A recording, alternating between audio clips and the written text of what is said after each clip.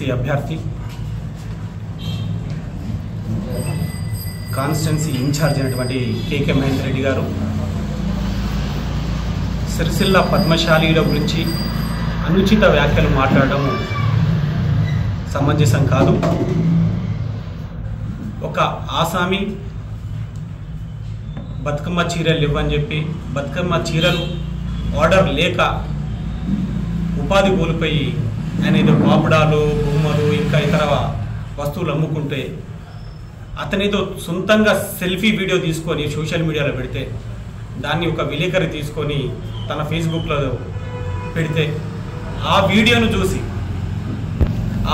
చూసి ఈ పెద్ద మనిషి ఎంతమంది పాపడాలు అమ్ముకుంటుర్రు, ఎంతమంది నిరోధ ప్యాకెట్ అమ్ముకుంటుర్రు, గిదేనా మీ సంస్కారం? గిదేనా? అంటే ఎప్పుడు ఇంకా నిరోధ ప్యాకెట్ల ముచ్చట ఏమొస్తుంది? హైకోర్టు అడ్వకేట్ అని మాట మాట్లాడుతూ ఉంటారు, తెలంగాణ ఉద్యమకారుని మాట మాట్లాడుతుంటారు. నీ ఏజ్ ఏంది? గిసోటి పదాల నిరోధులు. ఎంతమంది పద్మశాలీలు నిరోధులు అమ్ముకోగా చూసిరు మీరు? ఎంతమంది పద్మశాలీల దగ్గర నిరోధులు మీరు కొనుక్కున్నారు? సరేనండి మహేందర్ రెడ్డి గారు, మీరు నిరోధులు వాడుతుంటే మీరు వాడుకోండి, అది మీ వ్యక్తిగతం, మేము కాదని అంటలేము మేము. కానీ పద్మశాలి సమాజానికి ఎందుకు ఆపాదిస్తున్నారు మీరు?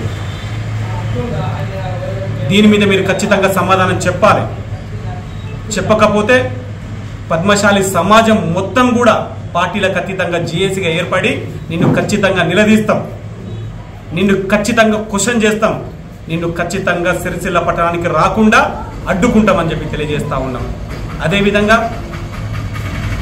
నేను గౌరవ రాష్ట్ర ముఖ్యమంత్రి గారికి నేను అడుగుతా ఉన్నాను, మీ నాయకులకు ఇదే చెప్తున్నారా?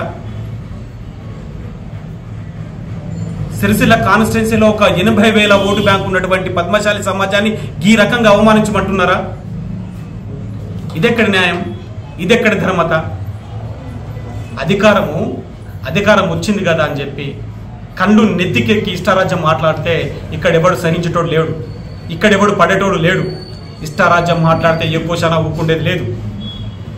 మీరు బహిరంగంగా మీరు నేతన్న చౌకాడికి వచ్చి ముక్కు నాలుగు రాసి క్షమాపణ చెప్పాలి. చెప్పకపోతే ఈ 7వ తారీఖున సీఎం గారి ప్రోగ్రాం ఉంది సిరిసిల్లలో, అదే వెమ్లవాడలో.